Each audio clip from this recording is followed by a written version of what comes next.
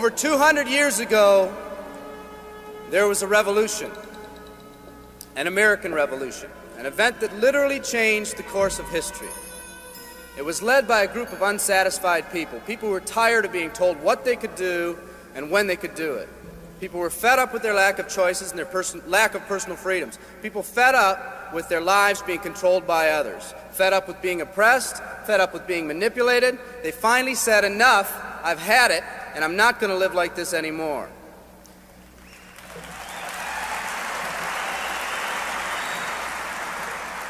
Our ancestors were people that took full responsibility for what happened to them. It was that spirit that ignited a country and formed what is now a giant in the free world. I have a question for you. Where's that spirit today? It's time for another revolution. Let me explain one of the laws of the universe. It's called the law of use, and it says simply this: whatever you don't use, you lose. Lack of use causes loss. Ambition unused declines. Faith unused decreases. If you don't use your skills, you lose your skills. If you don't use your freedom, you lose your freedom. Freedom does not come automatically. It's not attained and then handed down to us as an inheritance. It must be achieved each day. At the turn of the century, in the year 1900, less than 10% of us worked for other people or the government. Over 90% of us were self-employed. We were an independent people. In 1980, only 80 years later, over 90% of us worked for the other people or the government. Less than 10% of us were self-employed. We changed from an independent people to a dependent people. We'd slowly shifted from a people who took full responsibility for everything that happened to them to a people who've become talented and practiced at the art of blaming others for their problems.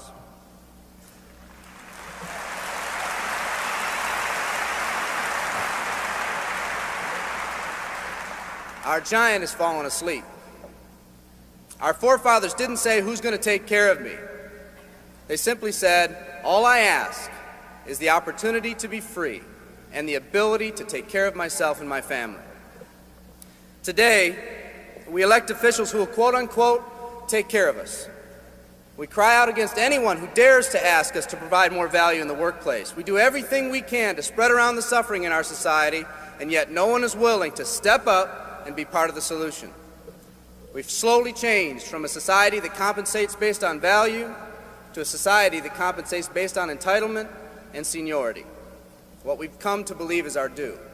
We act as if someone actually owes us a living. Part of this change is due to the dramatic rise of conformity in our society. We're all taught to conform. Incredible pressures are put on us every day to do things, quote-unquote, the right way. And yet no one asks the question, is this really the right way?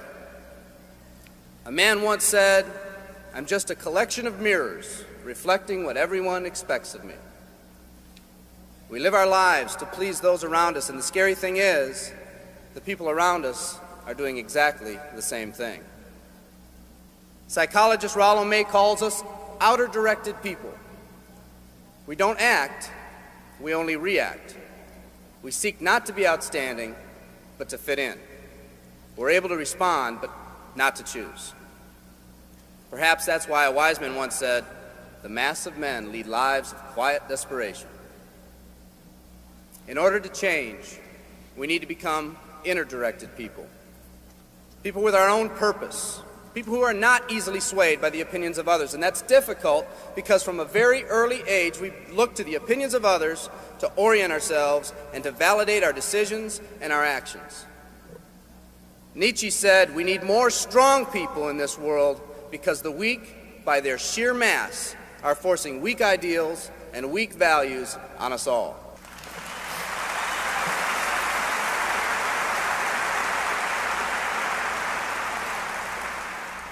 Today's massive social and economic changes are waking this slumbering giant. Some people may not be ready right now for the changes happening today in today's society. It doesn't matter if they're ready or not. An old proverb says, if a man wants his dreams to come true, he must first wake up.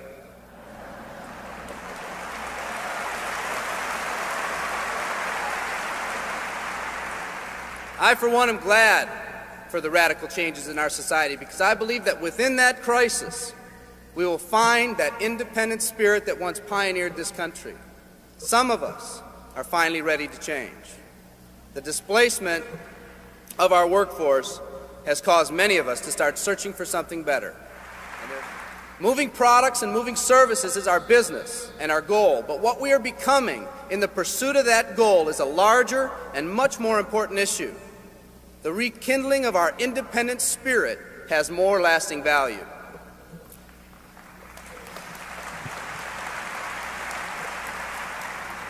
There's no more noble a business than the business that encourages the development of people. Every living organism has one and only one central need in life: to fulfill its own potentialities. The acorn becomes an oak, the puppy becomes a dog, and that's all that's required of the oak and the dog. But the human being's task in fulfilling his or her nature is much more difficult. The reason is, unlike any other living creature on this planet, you've been given the dignity of choice. You'll not grow like a tree. You'll grow only as you plan and choose to grow.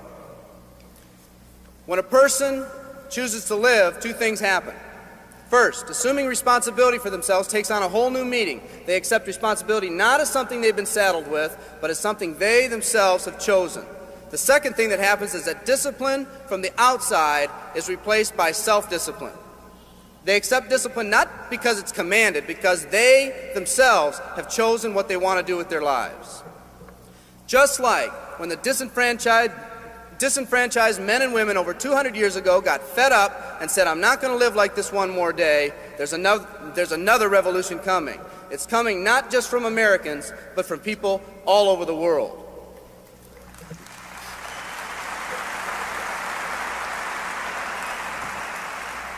It's coming from people who've been oppressed in meaningless jobs, from people who've been unjustly held back, from people who've been slighted or ignored, from people who've had their hopes crushed time and time again by the circumstances around them, from people who've been playing in a game where the rules weren't the same for everyone, from people whose dreams have almost died by the methodical dripping of negative and pessimistic forces, people who've just been waiting for the right opportunity to present itself, an opportunity that they could hold on to, believe in, a place where people believed in them. I hear the rumbling of this coming revolution every day. The old rules are changing, and society is finally ready for that change. Will people try to persuade you not to rise up? Yes, they will, and sometimes with the best of intentions. But we must fight anyone or anything that tries to influence us against our freedom. And they'll try. Believe me, they'll try.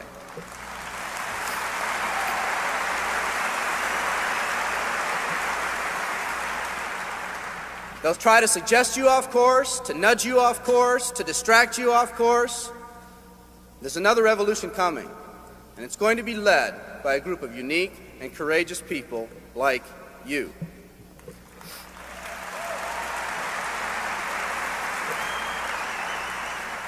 People who've had it with the way things are. People who've picked out their mountain in life and said, "I'm going to the top." And if someone tells you you can't climb mountains, you don't have any experience, you tell them, "I'm going to the top."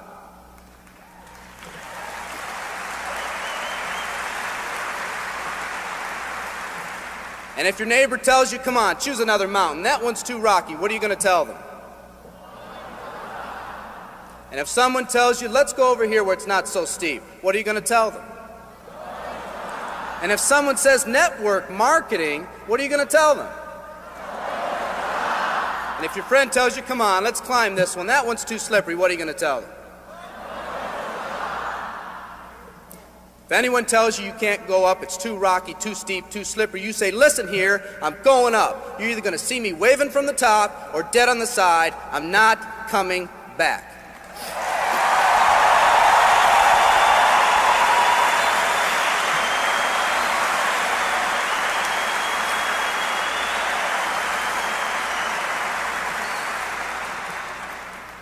There's something about the do-or-die attitude. It's almost like when someone has a do-or-die attitude, time, fate, and circumstances seem to get together, have a hasty conference, and say, they say they're going to do it or die. We might as well let them have it.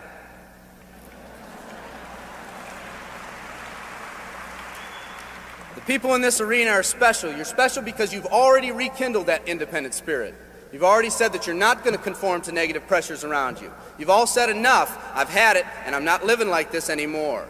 You are the people who want to set big goals and aspirations for yourselves and your families. People who want to live in a country where families are brought together again instead of being torn apart.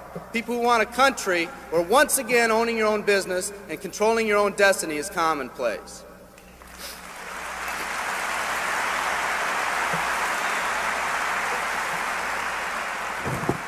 People who want a country where every man, woman, and child is treated with equal respect and dignity.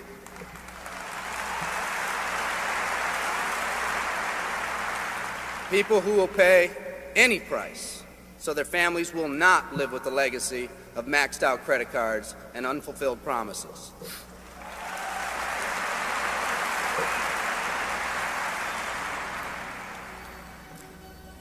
Today, we stand at the genesis of a new revolution, and people like you are going to lead it.